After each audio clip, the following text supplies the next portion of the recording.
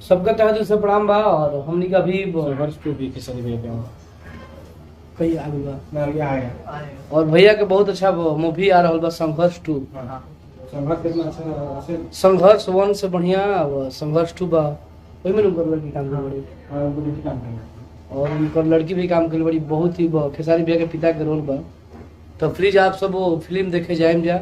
और हमार काल गाना आवत रहुए बतियावेला कम लतियावेला ज्यादा, काफी अच्छा गाना बा। और ये हमारे जितेंद्र यादव जी हैं जो कि आरजेडी के वो कट्टर समर्थक हैं और साथ ही हर लाखी विधानसभा क्षेत्र से इस बार चुनाव भी लड़ने वाले हैं, विधायक प्रत्याशी हैं।